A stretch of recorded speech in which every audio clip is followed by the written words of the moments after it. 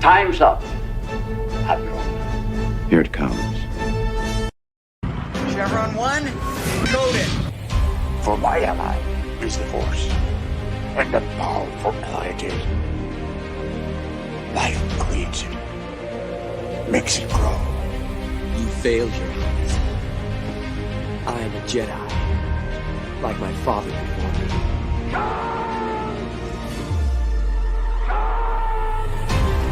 Cry hammer, and let's set the tongues of war. Chevron 2 is coded. Conan, what is best in life? Crush your enemies, see them driven before you, to hear the lamentation of your women. It's all in the reflexes. I'll also say that you're heavy into martial arts, Tai Chi and all that killer stuff. I suppose we have to register you as a lethal weapon. Chevron 3 encoded. And somebody ought to belt you in the mouth. But I won't. I won't. The hell I will. Chevron 4 encoded. Do you expect me to talk? No, Mr. Bond, I expect you to die. Chevron 5 encoded. You take the blue pill. The story ends. You wake up in your bed and believe whatever you want to. You take the red pill. You stay in Wonderland. And I show you how deep the rabbit hole goes. Chevron 6 encoded. Not for while you can, monkey boy. Great Scott. Back off, man. I'm a scientist.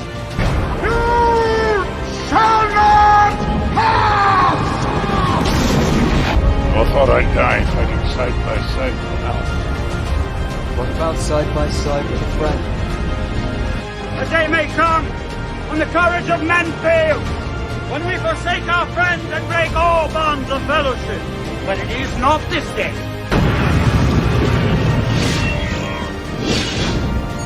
Chevron 7 is locked.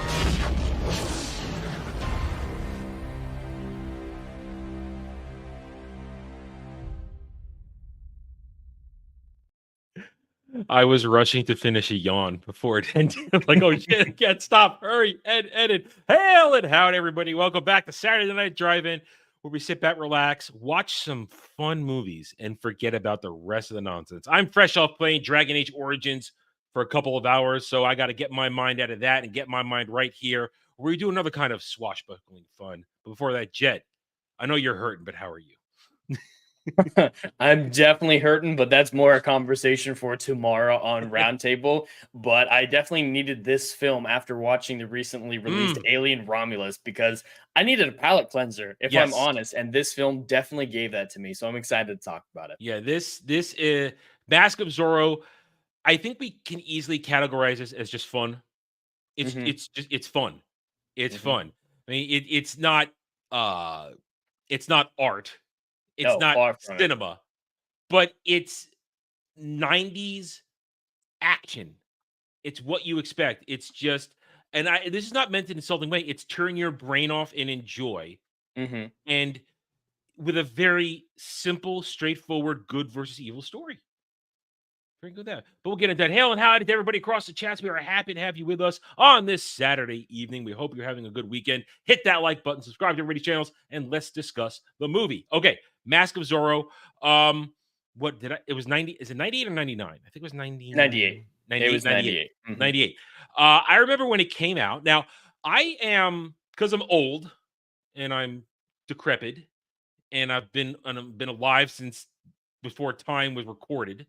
I've seen the original Zorro back in the day, like the old black and white show, because they had it on Nick at Night, Nickelodeon when I was a kid. So I had experience with Zorro growing up. I didn't just have to wonder what this was. And right away, so let's just dive right in. I respected this movie from the beginning when I first saw it, even though I kind of brushed it off when it came out. I saw it later on DVD. I respect it because it immediately does honor to the source material, Jed. It gets you right in there because Anthony Hopkins, Don Diego, that's the original Zorro. He's the original Zorro, and this is him later in life, where clearly we're picking up in actual history where the Spanish are retreating from Mexico, and they're turning it over to what was his name? Historically, was the first ruler, first president of Mexico. God damn, what was his name? Just forgot his name. Somebody help me! I'm drowning. I've got no clue. I The forgot it. Mexican-American War is not something I've studied. I just had it and I forgot it. I was going there with a point. The chat's going to correct me in a second and make me look like a fool. Anyway, when he was taking over and they were retreating, so it slots it in perfectly. It immediately respects the past, and it does what, let's say, current day Hollywood, when they take over these older franchises, it does in an opening prologue what all current day Hollywood films do: respects the original and legitimately, in a nice, easy way, introduces a new generation. I think the clearest comparison that we can make is obviously the one we always talk about is The Last Jedi. And the comparison I want to make between the two is when we initially criticized The Last Jedi for the portrayal of Luke specifically, the fans of The Last Jedi were like, oh, you just don't want to see your heroes as weak or as human. And they were making those types of excuses where you wouldn't have liked it if Luke wasn't a god virtually in the film, which was never what we said. Because in this film, Diego loses, and he loses hard. He loses everything. He's a tortured, broken man by the time the actual story starts 20 years after the prologue. And he's in a very dark point, but he still keeps who he was before. Like, he still has hope. He still has drive. He's still the same man, just with these experiences adding on to what who the man he was before. That's the way to do it. Is absolutely, if you're going to come back and pass on to the next generation, there needs to be trauma. There needs to be some reason why you have to give it up besides just, I'm old now. And this film does it beautifully. If we had gotten the Mask of Zorro in Star Wars, I think that would have been a perfect formula. Because that was never our argument that Luke had to be perfect. Of course he had flaws. And Diego definitely has flaws in this movie. I would absolutely say he has flaws, especially in the prologue. His single-mindedness and his arrogance in how good he is. It's like, in the beginning, I'm Zorro. I'm untouchable. Not realizing he is too old for this shit at that point. I'm too old for that shit. And he got sloppy, and he got wounded, and that wound led to his discovery at the end. A lot of it falls into place there, but you're right. Diego is a flawed man, but a good man. Absolutely. Who is a hero to the people. He's the folk hero. He is the fox. He is Zorro. He's fighting for freedom and justice because the Spanish, the Dons, were oppressors. They were grinding people under their feet. They were, because they're so far away. Well, it's exactly what happens in those eras. Your colonies are so far away from the motherland that guys are basically running unaccountable. They could do whatever they want. And Zorro was basically a sort of Robin Hood-esque hero. Many call him the first superhero. A lot of people call him that. Yeah, he definitely has some Batman similarities in this film. I haven't seen the original, so I don't know if those Batman homages were in the original cartoon, or not the cartoon, the original black and white show. But you could definitely see there's some Batman in the Massive Zorro, and it worked really well. You could virtually say this is Batman in the 1800s, and it works really well. But I don't think what you said really covers it quite enough, because even England dealing with the 13 American colonies was difficult to handle. But this is California. This is on the opposite side of the continent. There's no easy way for Spain to send men and soldiers or anything to California. You either have to, sail to Mexico and go across land. The Panama Canal wasn't a thing yet. That's another 50 years from this movie, I believe, something like that. Yeah. Or you have to go around like the Cape of Good Hope. Like, Spain is so far cut off that it's not feasible. That's why they just virtually gave it up at the very beginning of the movie. It is not worth the money. It is not worth the effort. And it sets it up beautifully where it's like you said, the whole thing sets up where you have a changing of the eras and you feel it's different, yet still when we return 20 years later, 18 years later, 18, 20 years later, because I think Catherine Zeta-Jones's character, I think she's only 18 in this. I'm pretty sure they do show on the screen 20 years later. 20 years, okay. She's 20. She's 20, yeah. She's 20. No, not Pancho Villa. No. The ruler of Mexico during that period of time. I forget it. I forgot it. I watched it. Granted, I watched this a week ago because it was when I watched it, but I listen. I'm falling apart on American history here, and I admit it. All right, I got Dragon Age on the brain. Give me from what I just Googled, it's Guadalupe Victoria is the first Mexican president. No, not the president. Whoever was in charge in 1860. Don't troll me. I'm taking things literally today. I'm trying to focus here. God damn it. I'll look it up. Because his name's important, so we got to get it right. Hold on. Mexican American War. Real quick here. I can get this. Santa Anna. That's it. Santa Anna. Santa Anna. That's it. Yeah. So Santa Anna's taking over at the beginning of the movie and driving out the Spanish. And what we have here is then like you said, it's a great way to start it off and a great way to have a hero who had won everything. Zorro had won. He had helped liberate the people from the tyranny of the aristocracy, the Spanish aristocracy. And he didn't take into account that Don Raphael was going to take one last jab, and also that he figured it out. That's the thing. He didn't realize he had slipped out, and Raphael figured out who it was. So Raphael comes to his home and basically destroys his life in an instant. And thing is fascinating. Here's the fascinating part of that to me. Raphael is terrible. He's evil. He is evil. He's a bad guy. There's no gray word. But there's that one little part that makes an excellent villain where he was in love with Don Diego's wife. They were both in love with the same woman. And he truly never would have hurt her. No, I love how without even thinking about it, he immediately stabs his own man who accidentally shot her. That's great. We know, they do mention, he, has feelings for her. You can glean that from the conversation prior. But the moment he kills a soldier, that is a show don't tell of the level of feelings. This isn't, oh, I had a crush on your girl 20 years ago or whatever. This is, no, she is my world. Yeah. And it was all shown. And it falls through with when what's Catherine Zeta-Jones' character's name? I don't have IMDb. Eileen?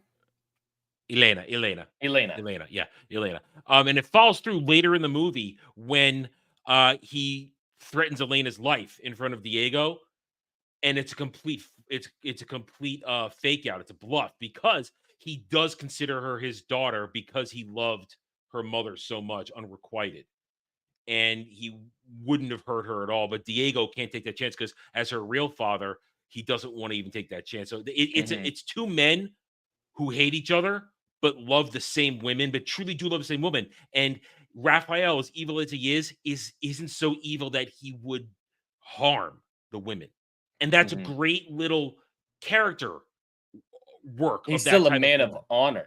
Yes. Honor is very important. Spanish honor is very important to that culture, that era. So yeah, it makes sense why, the classic, you don't harm the women. He might be evil, but he's not unchivalrous. You don't harm the noble women. F the peasants. It's true. The peasants, they have them locked up at the end of the movie. They're ready to blow them to hell. They don't care. But back to the opening of the movie when Diego is doing his last ride as Zorro, we get a glimpse of Antonio Banderas's character as a kid and his brother, where they save Zorro. And a very cool thing, I had to get older to appreciate when a hero gets a save like that. Because when you're younger, you always want your hero to save themselves. So when the kids help Zorro by pushing the statue on the soldiers who had the drop on him, as an adult, I appreciate it. As a younger man, I didn't. Like, oh man, Zorro could have saved himself. He didn't know kids to help him. But no, then I appreciate it because it shows the beginning of the character development for the kids who become men who believe in helping people, who believe in justice, who believe in what Zorro stood for. Yeah, it's good character development for the kids. And like you said earlier, this does show him at the end of his line. Like, he's not as good as he used to be. If this was Zorro 10 years ago, maybe, he probably could have seen that and prevented it or gotten to cover. There is that wagon right there that he could have died for cover for. Like, he could have, but it's foreseen it, too. Yeah. Or foreseen it. He would say, okay, there's going to be dudes up there waiting to snipe my Zorro ass. Well, because he does say when he meets with Raphael, he knew this was a trap designed purely to capture Zorro. So he should be prepared for some subterfuge. You spring a trap. So there's got to be something to spring. And it's funny how in the beginning there, Zorro, when Diego still Zorro, he's playing with his own level of honor where he doesn't kill Raphael.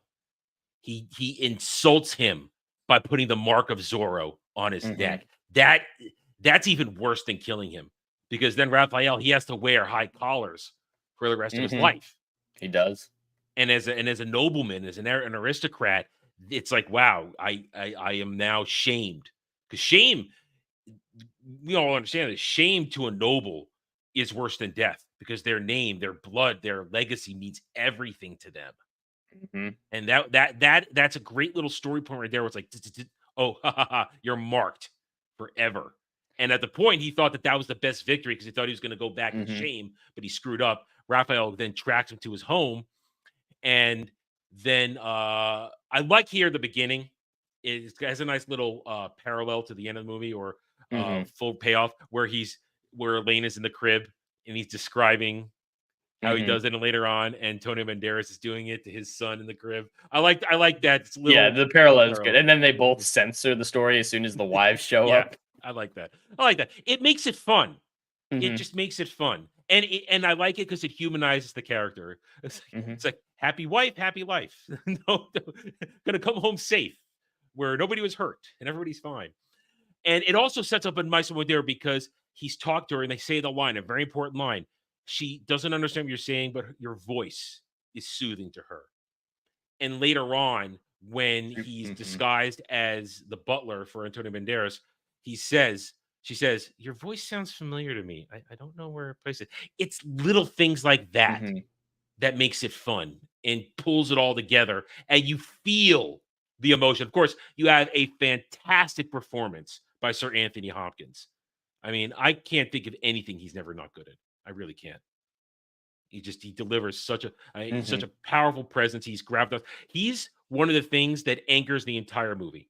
I mean, I like Antonio Banderas in this movie, but the movie is anchored by the gravitas of Anthony Hopkins as Don Diego. I think that's another reason why I'm definitely going to choose The Legend of Zorro in the near future, because that's the one I watched more growing up. I've seen this movie twice, whereas Legend I've seen a dozen times. And I think the movie can still hold on its own without Anthony Hopkins. I've never seen the second one. Yeah, it's really good. I'm excited to see what you think about that one. But Anthony Hopkins is, of course, wonderful in this film, but he sets up Antonio Banderas to have the same charm, remember? And so it's a good passing the torch. Legend is good because we see Antonio Banderas at his new peak. We've never seen Zorro at his peak. We've seen near retirement Zorro. We've seen beginning Zorro. Legend of Zorro shows him at his peak and shows him with all that charm that Anthony Hopkins imparted to Antonio Banderas. And I really, really like Legend, so I definitely plan on picking it. But these films don't need Anthony Hopkins. Of course, he's gonna be a benefit to anything he's in. Well, I think, like you said, the best thing is that he's there to give it. There's a lot sense of legitimacy at the start. Because absolutely, because you open the movie with Anthony Hopkins, you see him there, and it starts the movie off strong, and you're immediately engaged. I think is the best way to put it. You're engaged. You care. Was Antonio Banderas a big star at this point when Mask came out? Or is this what made him? He's already got a lot of stuff under his belt at this point. Does he? He's been in a lot of stuff late 80s, because this is the end of the 90s. He's already done a bunch of Desperado was what put him on the was what put him on the whatchamacallit. Is what put him on the that's not what I want. The map. Shit. The map, thank you. I'm trying to do two things at once here, and I clicked on the wrong thing. No, I said the wrong title. All right, I was trying to. I didn't put up the list. Hang on, the Mask of Zorro. I said Mark of Zorro, Mask of Zorro. I needed the cast list real quick. He'd already put on Desperado earlier in the 90s with Salma Hayek, where she took out her boobies. That was what put him on the map big time, and then he was in many things over time. Alejandro, that's I wanted to get his character's name, Alejandro. Oh yeah, I could have. Yeah, I'm sorry. Alejandro and Joaquin. Yeah, and I also wanted to get the guy who played, and Stuart Wilson, who played Don Raphael. You start off with Anthony Hopkins, Stuart Wilson, two great actors who just set the tone. That's what I want. The movie starts off well because they set the tone, and then you are offset when you have the future, because he gets the wife dies. Raphael kidnaps Elena, puts Diego the same way that he understood. It's a great equivalence. The same way that Diego wanted to embarrass and shame Raphael. Raphael doesn't want to kill him because he knows it'll be worse for Diego to know that his daughter will be raised by his mortal enemy. It's the same perspective. Yeah. But yeah. when you're talking about the tone just a second ago, I think this tone is a very difficult tone to get right. And the movie does it beautifully because in the prologue, especially, this is kind of a dark movie with themes of revenge, and it's dark subject matter, but it also has the campy fight scenes. The fight scenes are very campy in this movie. But it's Zorro. Absolutely. And the film makes that balance between the dark subject matter and the campy fights in such a way that I just can't explain. The prologue does it perfectly, like you're saying, where we're watching these people get executed. People are reacting to that, and that's a dark, horrible time. But then Zorro comes, and he's the hope of the people. And I think that's why the campiness works, because his mere presence gives hope to the people. And that's the way the fight scenes are portrayed. Is there all the fight scenes, even in like the third act when things are bad, they're portrayed as positive things, like positive moments. And it's over the top, because that's what Zorro fights were, even way back in the original show. It's over the top. It's this one guy outsmarting all these dudes. And Sam 8000 for $2 says, yeah, he is the progenitor of Batman. Zorro inspired Batman. So he came first, because we're talking about a legend that dates back to, before Batman was created. So it is a legitimate thing, and people say that, and that's why people say, what I mentioned earlier, people say Zorro was the first superhero. Now, I don't want to quite use superhero. That's why I say folk hero, because folk hero I think works better, because Robin Hood would count. If Zorro counts as a superhero, then Robin Hood would. Yeah, but that's why I say folk hero. But thank you, 70,000 for $2. But they set the stage for the fights, for the banter, for the wittiness, for the clever antics, for the over the top nature of it all, and as I said, it's right in line with what Zorro is. So when you have them setting up in the prologue and it continues through the movie, you don't question it. You're not quite. You're just going, okay, I've already bought in, so I'm okay with this. And you go forward in time, 20 years, because the movie, you're right, the movie does tell us that. And here comes Raphael, essentially, sort of sneaking back in. He sneaks in early and then officially arrives in California, not Mexico, California, because you're right, it's California, because Santa Anna is busy warring for Texas with America. And at this point, America doesn't have control of the western side of the continent. The government's struggling in the Midwest and fighting in Texas. So California is up for grabs. And and Raphael has this idea to kind of claim it for his own and and I put this in quotes because it wouldn't really be a republic. The Republic of California would be a little dictatorship run by him and the other dons. Essentially, just to skip ahead, paying for it with gold mined from Santa Anna's own territory, but he doesn't know it. He thinks it's gold brought over from Spain, and that's the whole villainous plot to steal the country and make it their own before Mexico or America can get it. Is this accurate to the history of the area? Oh, I don't know. This is fantasy. This is totally. Oh, well, I just mean, how did California get independence from Mexico? I think they lost it after the Mexican Texan War, or the Mexican. Okay, so it's right about the same time, because I'm seeing similarities with how America got the Louisiana Purchase. The owners were off before. Like you, I'm not. This is the section of mid-American history that I don't totally have on under my thumb. But essentially, from what I pretty much understand, is that after the defeat in Texas, Santa Anna couldn't extend his reach that far, so California basically became open territory at that point, and with an inability to cross up from Texas into the lower states anymore. The American manifest destiny just kept pushing, and nobody could stop it. And that's because without Texas, they would have had to sail to California to do anything with it. Yeah, so it was just a matter of time, and just kept pushing out territory, and then state. Essentially, how it was.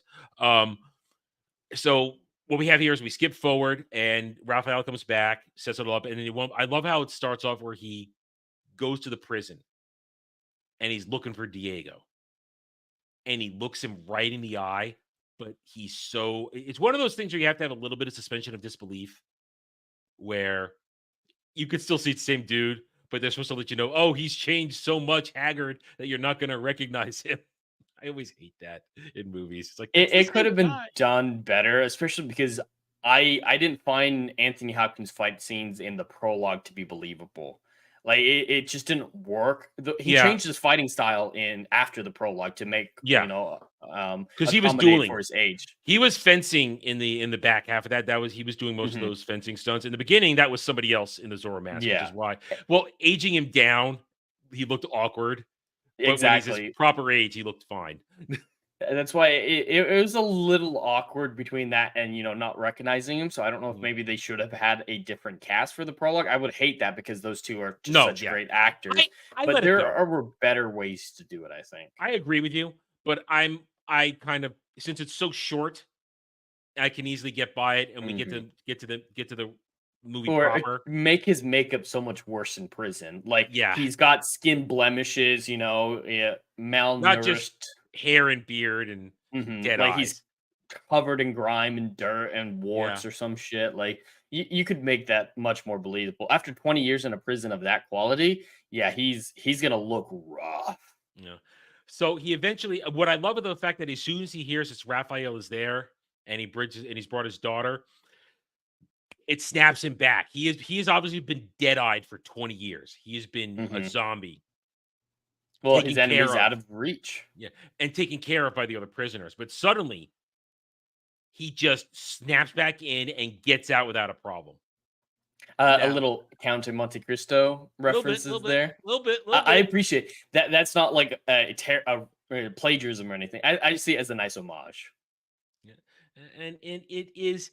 He gets out, and he's about to gank Raphael.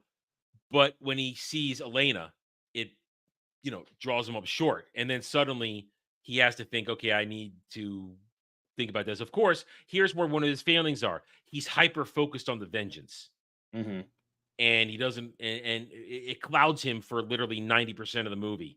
So much so that when he has opportunities to flee, he doesn't, to take his daughter away. But it's good for the story in the end, though. But it's a proper flaw. It's a proper flaw because it's a wholly believable flaw. Yes. So then we also get reintroduction of Alejandro and his brother, who were given Zorro's medallion as a token of his gratitude, and they've got their fake bounty hunter friend. They're pulling shit on the local officers, stuff like that. But unfortunately, they get busted. I do want to say in the reveal makes the earlier scenes with them so much funnier, because when you start the movie, it's their friend, the three-fingered dude, capturing them, messing with them with the water and stuff, and you're just like, oh, he's just an asshole messing with the people he's captured. But later on, once you find out what it is, it's a best friend. It's a bro with him. Yeah, it's a bro stuff. And so I think that makes that scene so much funnier once you know what is actually going on. And it makes it even more poignant when he dies in the prison camp, because Alejandro sees him and they see each other, and he smiles at him. It's like, oh, you're here, you're alive. Hi. And then he just dies, and that just furthers Alejandro for his own vengeance. There's no dialogue in that scene, and I love it. You just see the three-finger dude's recognition in the moments before his death. That's a beautiful scene. But I do have some questions about the scene we're on when we're seeing adult Alejandro and Joaquin for the first time, or that sequence at least. So I might have missed something, but they're obviously outlaws, right? Whatever, and that makes sense. But did they explain why the captain was so angry at them and why he let three-fingered dude stay alive, but went to such an effort to kill Joaquin, but not pursue Alejandro, who was still right there? Like, not have. You mean the cavalry captain? I mean the cavalry captain? Yeah. Okay. I think it was just insulted. I think that's the most I do, because they have no history up until that point. That's the beginning of their history right there. Between those characters, I don't think there's any other explanation. And then it feels really weak, because that cavalry guy, he doesn't have any other heads in jars either it's a coincidence that he decides to show Alejandro the one Oh, his at that brother's point, head. he knows who he is. At that point, he's well aware. I don't. I think he Do does. they explicitly say that? I know he's suspicious, but I the think it's reveal at under. the end of the movie when he takes off his mask, the cavalry captain has a big reaction to Zorro No, taking off. when he's Zorro, when he's masquerading as a Don, I think he knows who he is, and that's why he Okay. shows him his brother's head later on. I think that dude I think he did it because Alejandro gets away, and he keeps the head and the three fingers, knowing they were all connected. And Yeah, but he doesn't like torture the three finger dude to find out where Alejandro is. Like he's Well- very inconsistent with his hate on the three of them, and it implies to me that he has something specifically against Joaquin because he casually shoots three fingers and it's like, oh yeah, just capture him. They shoot Joaquin and they surround him. They don't just say, all right, some of us will stop and take care of him. The rest of you keep pursuing Alejandro. He specifically cuts off Joaquin's head aggressively rather than doing that to three fingered. And so it seems like there's a specific hate for Joaquin that he doesn't have for the three-fingered dude or Alejandro. There's something more, and it just feels weird. I just understood this that it's just his vicious nature and he's an asshole. I didn't. But and then I it's don't think that- I don't think inconsistent. Mm. He needs Yeah. to do that for all three of them. Then Okay. Well, I think he was insulted when Joaquin goes after him in the way he did when he starts to pick a fight with him to try and duel him. I think he just was insulted and wanted to make an example of him to visually torture the other two. That's how I feel. Was it? I don't think there was any other history, and I think that I think it's merely, and you might consider it a weak plot point. I could see that it's simply an instigating moment for Alejandro's vengeance. I think it would have made more sense if maybe the gold chest that they have was a smaller one, which we actually do see in Legend is some smaller gold cases like that Joaquin actually picks up and is running with, and he still has that when he's caught. So that explains why they stop for him and do all that, because he's the one with the stolen goods. He again, I can't explain it. I mean, I have no explanation. I really don't. There was no extra thing in there that I know of. I don't think there's even a director's cut of this. I don't even know if there's extra scenes. So it just feels like inconsistent characterization for the captain then. Because if he's ruthless, then he needs to be ruthless. Not, I hate this guy so much I'm going to chop off his head, but ignore everyone else for no reason. That's a point. I can easily concede that. But Alejandro gets away, and then he is going to sloppily try and get his vengeance, but Diego stops him because Diego sees the medallion and remembers that these boys helped him. And I guess it's a little manipulative of Diego to basically say, all right, I'm going to use you as a tool for my vengeance because I'm too old now. And I'll get you your vengeance, but I'll train you. And here's the thing. And there's one of my criticisms. I'm not exactly sure how much time passes in this movie. Yeah, the training montage. Yeah. I pray that was at least a year, the training, but I don't think it was. It was at least, it has to be at least several months because because remember, not only did Alejandro have to learn all the physical aspects of being Zorro, the training, he had to learn to read and write. He couldn't read and write at the beginning of the movie. So, and then there's the second montage that they cut out or whatever of him becoming a gentleman. Yeah, both of those training segments had to have taken a godless amount of time. Here's why I think it has to be all time, because when Raphael arrives for the first time beginning the movie, I don't think they had the mines going yet. Really? I don't think that was set up yet because that wouldn't have been set up without him there, or at least his flunkies might have started it.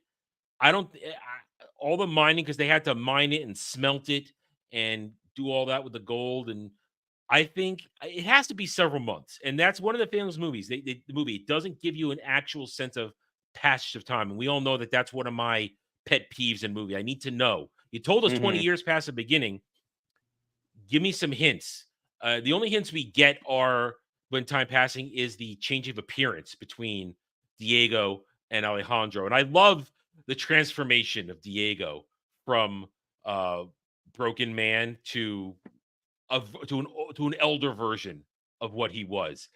And Anthony Hopkins it's such elegance with every movement and the whip around themselves and the every precise movement. It screams badass. It screams old man badass, and I love it. That's the best look for him in the movies, the training montage. Oh yeah, absolutely. when Even more than when he was the Zorro. mustache and the little bit there. It's like, yes, he looks so slick. It's so slick. And I love the training. And even though we can't estimate how long it takes, we do see that Alejandro goes through training. Yes. This isn't Ray Palpatine. This isn't any number of retarded current day whammons or soy boy fake heroes who simply are instant good. No, he got the full training. And the movie accurately gives us payoffs for the training, like Alejandro's first soiree as Zorro, as proto Zorro, when he's got the fake bandana, and he's still wearing his civilian clothes, and he's trying to steal the horse, goes to get new Tornado, and but right there he's just good enough. He's still not quite there yet, because a little more time had to have gone by, because he's a little rough around the edges still. Oh yeah, his acrobatics aren't as crisp. He's relying a little bit on luck, a little bit on the, I would guess, incompetence of the soldiers. But that's a Zorro thing. The soldiers are always incompetent.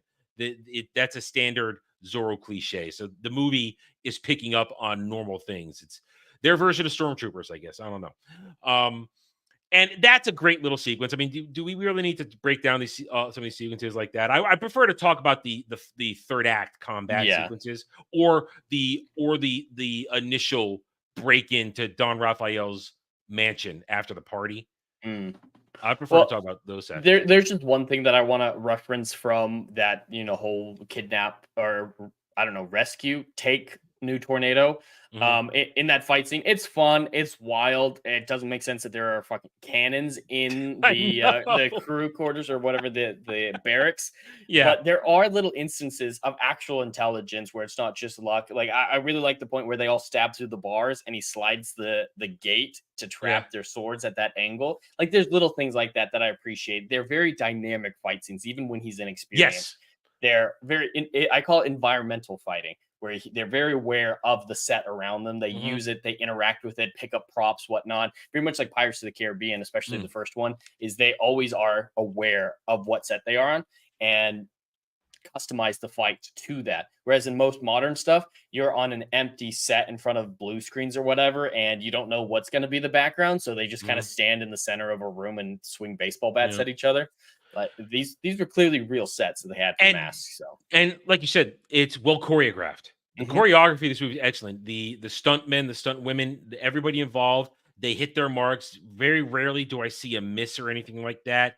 And when you have the actual actors, when you have Banderas, when you have everybody in there doing the dueling, even and Anthony Hopkins, all of them, it's legitimate. They took the time to train. Now it's not over the top in some cases, but it's measured. And as a fencer, I can see the positions. I see the movie. They took the time to make it look realistic, and it works, and it feels compelling.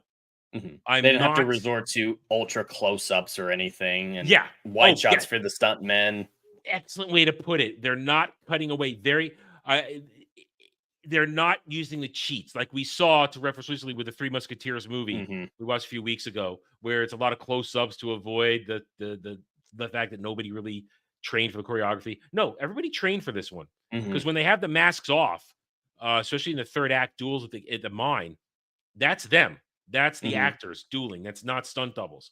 That's why I really think you'll enjoy Legend, because that's Antonio Banderas 10 years after this movie, and so he nails the fencing. The fighting is just, he's so much more peak, like in control. It's not luck for him anymore. It's really good. One thing I can say about Antonio Banderas, because we've done a couple movies. We've done 13th Warrior. I think this is actually the second movie with Antonio Banderas. And I just recently watched another 90s one with him and Sylvester Stallone, Assassins. Antonio Banderas is a very physical actor. He can do the physical stuff in a lot of these movies. So he puts out the effort. I want to get your opinion on this. Is Pedro Pascal just dollar store Antonio Banderas? He's 10-cent Antonio Banderas. I agree with that, but yeah. Antonio Banderas, one, is a good-looking man. I can say that. I can say that without He's fear the of real being zaddy. He's a good-looking man. He's got Antonio Banderas has charisma. Even when he's a psychopath, like I just meant in Assassins, where he's a psychopath, he still has charisma, and you're engaged. And in this one, Alejandro has a lot of charisma because you are rooting from him from the first moment of everything about him. You're engaged. You want him to get his vengeance, even when he's a sloppy idiot. And you want and you lock in with the fact that he's committing to getting the training. Even when he cheats and goes on the first adventure, he's committed to doing it. And I enjoy the immersion. Supposed to put it. I don't have that. My suspension of disbelief is not broken. It's not really broken in this movie at all. Okay, maybe once or twice, like when he's all right. I know Legatus wants to talk about it, so we'll get there in a second. After when they move to the final stages of the vengeance plan to find out what Raphael is up to, and the I guess what's a good word? I guess say it's not the word I want, but pretending to be the noble when he pretends to be a don. That phase, anything with Catherine Zeta-Jones and Alejandro, it's really cheese. They're dancing at the party. Yeah, he had to have trained in very specific type of dancing. That's a whole different training montage in and of itself. Yeah. Both of them. Listen. I would say that this is Catherine Zeta-Jones at her hottest, honestly. Yeah. It's her at her hottest. Some people might say that her in that Sean Connery movie was also at her hottest. The famous scene where she sticks her ass in the air going through the lasers for the trap. But this is her at her hottest. And she gets the action done too. She does the dancing. She gets the physical stuff. But now, I know we're moving a little fast because let's be honest, the movie is just move to point. Is that a fair way to put it? It's just the plot progression is and I think most of the movie suffers from that. Is there's not a whole lot of depth. It does require a lot of coincidences.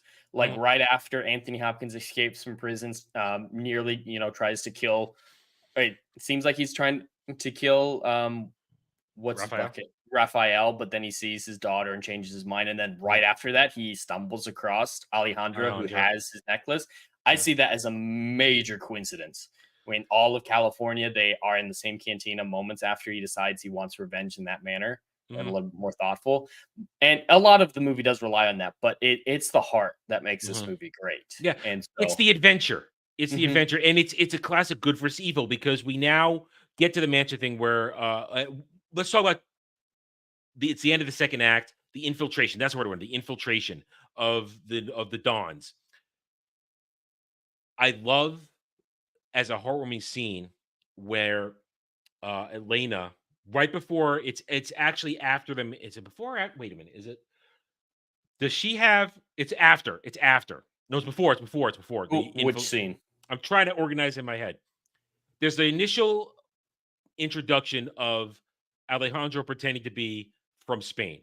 Then he gets invited to the party. But between that, Elena goes into town. And she gets recognized by her former nanny. And that starts planting the ideas of, wait a minute, how do I look like my mother? You've never seen my mother. My mother died in birth. Yeah.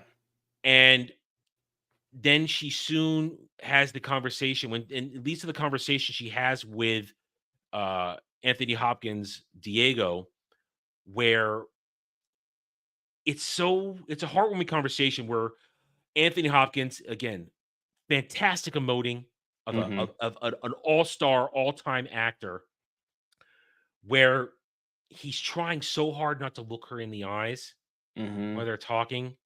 And then when he finally does, you look so much like your mother. And he's trying to figure out, why do I recognize your voice? And you can see it. You can feel in his body language. I want to tell you everything, but here's the flaw. My vengeance must the vengeance keeps him on track. It doesn't let him veer away because he's so obsessed with the vengeance. And also the part of him that is still Zorro wants to stop Raphael from whatever his master plan is, which involves then the party and the learning about it. And after that, the infiltration of Alejandro is his first actual outing as Zorro when he sneaks into the mansion. It's outstanding right there. I gotta say, that's outstanding. When he's got the full outfit, it's got the proper sword. He's got the mojo. There's no other way to put it. He's got the Zorro mojo at that point, and everything he does from the beginning to the end is just plain heroic, good guy, swashbuckling fun. I love it. I just love it. It's great. And therefore we must talk about the dueling in this. He faced off against the captain, and we talked about before that little bit of honor. It's kind of translated to him because he wants to beat him. He just doesn't want to kill him. He wants to humiliate him and beat him in a duel. So he makes sure that the captain has his saber so they can fight legitimately. At the same time, and I know that I'm only going to talk about it because Legatus really wants to talk about it, the sexy fight. I do have to tell you, that scene is the reason I didn't watch Mask growing up. We only watched Legend because it was deemed inappropriate. So I wasn't allowed to watch this movie growing up because of that one scene. But she's covered. She's covered. It's nothing there. But I completely agree with you. Is that there's nothing wrong with it? But yeah, that's the reason I have nostalgia for Legend, but not Mask. My only problem with that scene is that I don't think Alejandro's taking it seriously at all. Because she's like, I've been trained since I was 5. And I feel like if he needed to shut down that fight at any moment, he absolutely could. Because, he was trained by Zora. She was trained by mentors who want to... Yeah, and court mentors, especially with a noble woman like her or a noble person, are prone to letting them think that they're winning or whatever, being too lenient of mentors. So I don't believe she was an even match like some people. No, not at all. He was just having fun. He was flirting. And that was 100% in his character, especially since I'd met before. He's clearly got a thing for her. Oh, yeah. And speaking of that, where did he go when he climbed out of the confession booth without being seen? I don't understand that escape whatsoever. I think that's just kind of Zorro Batman type shit. It's like, boom, poof, he's gone. Poof. He's gone. I do like that scene, though, their interaction. When he's trying to be a priest. I'm having improper thoughts of a man. Well, maybe you should act on that. What do you tell me about it? My child. It's good. But right there, it's these interactions. That's why this movie also works, because you have great character interactions. Alejandro and Elena have, and Zeta Jones and Banderas, they have great chemistry in this movie. Fantastic chemistry. Both the passion of the characters, whether they're actually trying to be passionate or they're butting heads over stuff, you feel it, you get it, and it's classic flirting between a protagonist and his love interest. 1999, they're not ashamed to have Catherine Zeta-Jones be sexy and at the same time want a man. She is thirsty, like you said in the confession. She is thirsty for Alejandro, especially after the Zorro. Oh, he was vigorous. He was very vigorous. That's not something a father wants to hear when he finds his daughter half naked in a barn. I know. And I craze. I'm like, oh no. I'm just glad he's not her real father in that moment. Yeah. So I think let's spend the rest of the time here on the third act, because I am on a bit of a hard stop here, because I do have another stream at 7:30. More Dragon Age. I got to get more Dragon Age in. I got to make up for my boomer stuff. Well, not only partial boomer on Thursday, so I got to get another one in tonight for Saturday. Third act, great, because the movie properly builds the tension with all this. We've been hearing about people being kidnapped throughout the movie. We've seen certain characters be taken away, and we see they're there. We'd already had the shot of the mining camp and the living conditions of all the peasants who have been abducted. It's an adventure, and at this point, everybody's converging. I mean, Diego wanted to leave, but then gets pulled back in. Alejandro is going to do this because it's up to Zorro to stop this. And what I love about this movie, proper confrontations.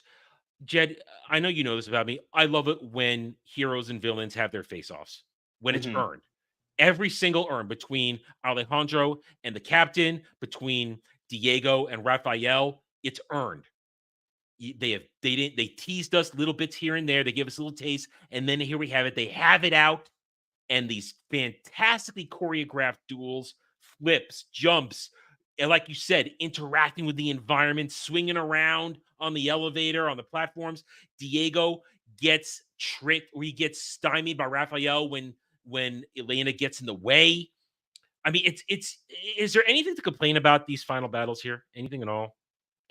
The battles themselves, no. Yeah. The mine is just a great set. I do want to say Mhm, we've talked about the similarities with Batman, even though like mhm. you guys clarified, it inspired Batman. I want to say, especially with this third act, I'm getting a lot of Indiana Jones from this movie too, and I love it. Really? I think it works really well. Indiana Jones meets Batman is kind of what this Okay. movie is, because of Okay. course there's the whip, which is the most obvious one, but there's some Temple of Doom in here with the mine fight sequences. Mhm. Like and the gritty feeling of it with the gritty hero. Like I see a lot of Indiana Jones in this film as well, and I think it works. And I love the way up until Elena gets to the way Diego is owning Raphael. And Hmm. I love it whenever Anthony Hopkins says Raphael. I love it when he just says Raphael. And he gets him, and the way he defeats Raphael when he spots the rope, the straps on the ground, and he just kicks it, and Raphael is trapped by his own designs, essentially, his own creation of the mind and the conditions, and is pulled off the ledge. And and at the same time, his defeat is the final defeat, even though Alejandro had gotten the win by stabbing the captain through, running him through, to then have Raphael and the gold bars fall on him. Hmm. It's it's just cliched and awesome. I won't lie. It's totally out It's of it's not subtle. It's not a yeah, subtle metaphor, but I do I know. like it. It's great. It works. It works Hmm. and it's fun. And during the whole thing, they're trying to stop the fuses from lighting the dynamite to blow the people up. And then at that last point, when Elena's releasing everybody from the prisons and she Hmm. stops and she sees Alejandro without the mask for the first time, and they just smile at each other and keep releasing everybody. It all comes together in a Hmm. well orchestrated set of events for storytelling. It just Hmm. it's like poetry. It rhymes. I have to say it. And then at the end, the passing of the torch, the Hmm. actual passing of the torch. Diego dies in his daughter's arms. She realizes that's her father, and it it makes you feel misty-eyed emotion because it's Hmm. like, man, it hits all the right buttons. Well, This- even the line he gives to finally find you after so many years, just to lose you again Mhm. already. Yeah, It's heartbreaking. yeah, But he but did die to give her a better life, free from Raphael. and he died as a Zorro. He Hmm. died as a Zorro, and that's all. At that moment, he was happy. He got his family back and his new family because he gives his blessing for the pairing Hmm. of Alejandro and Elena, and also that he has managed not only to find his family but continue to make sure that Zorro will still be there for the people to save and protect, to give them the hope that they need, and it's a nice little epilogue there. It's at least a year later, at Hmm. least because newborn son got to take into account gestation. Uh, and he's still active. He's active. He's talking about Hmm. it because we talked before the mirroring of tell him the story. He's this that Zorro's Hmm. and It's then lucky that Elena was able to inherit all her dad's money, even though she was partially, contributing to his death.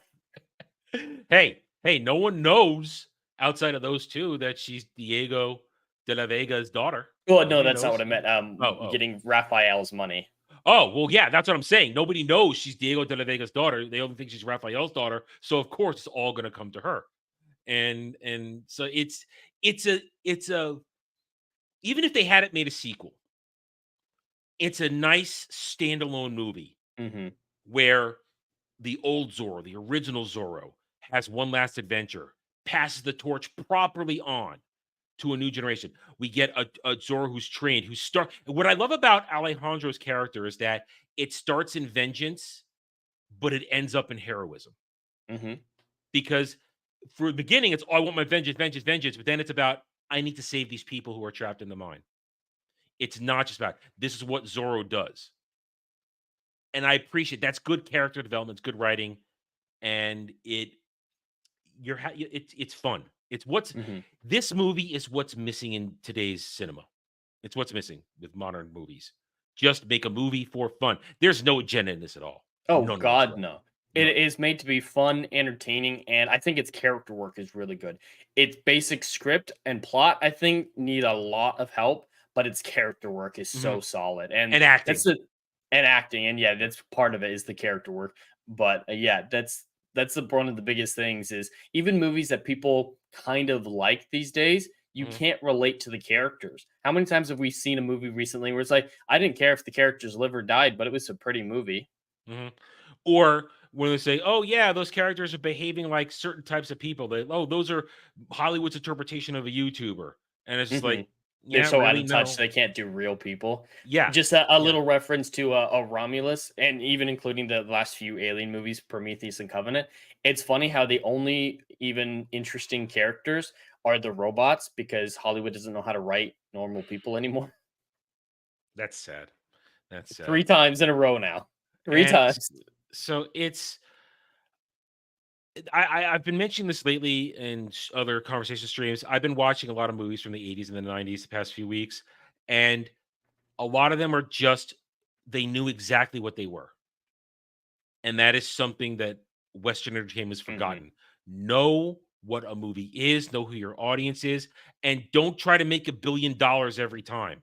Make something within a budget, make something for fun. Now, this movie, I don't know how it did in its original run, but this movie is a beloved movie at this point. Everybody just goes, I love this movie. I love that movie. It's a great movie. I never hear a bad word about it. Now, as I said originally, I wanted nothing to do with it, because even back then, I had early jaded thoughts about Hollywood. Like, oh man, they're remaking Zorro. Why are they doing that? Of course, then I watched it and I realized, oh hey, Anthony Hopkins, Antonio Banderas. This movie is fun. It's exciting. It's meant to just be entertainment, and that's what's missing. That's what's missing. Soundtrack, great soundtrack. I love the theme song. The theme song's the main. It just makes you go, yeah, because that's a sign that Zorro just something heroic, and it's fun. It's great. And you know what? You say the sequel is good, so we'll get to it at some point after our brief hiatus for Mordor Country. We'll get to it, so it'll be a fresh take for me. Either way, I'm glad we watched this week for this. It was fun. It's relaxing. I'm glad you had a good palate cleanser, because we need these.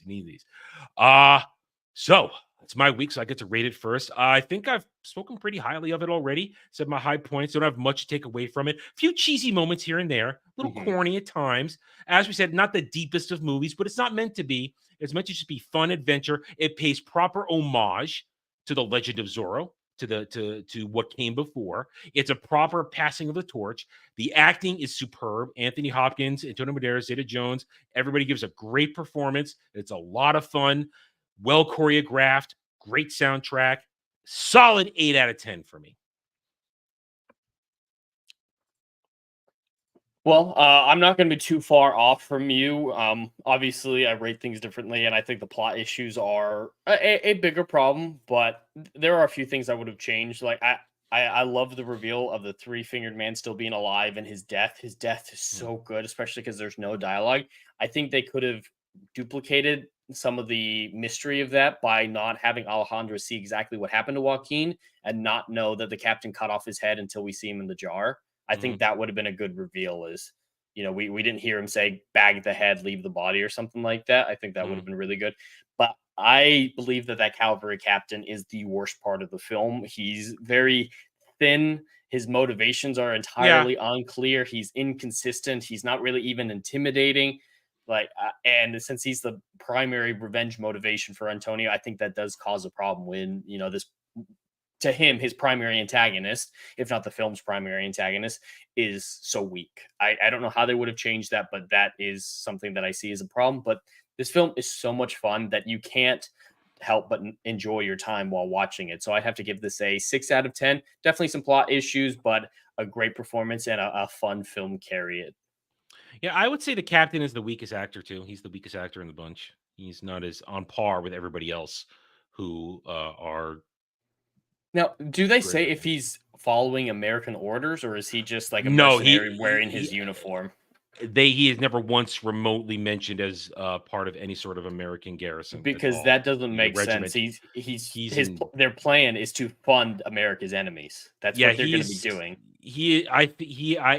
I think he's just wearing his old uniform because never once is his regiment mentioned at all or where he came from. Which He is the shallowest of characters. He's the shallowest one. Yeah. Finding out why he's there in a cavalry uniform is actually important. So Yeah, because there's a lot more California. development. It's not American territory, so it's a good point. We didn't stress that because maybe we didn't stress on it because his character is the weakest part of the movie, his character development, and there's that. But either way, we got a good one next week, don't we, Jed? Before we take a break from Mortal Country.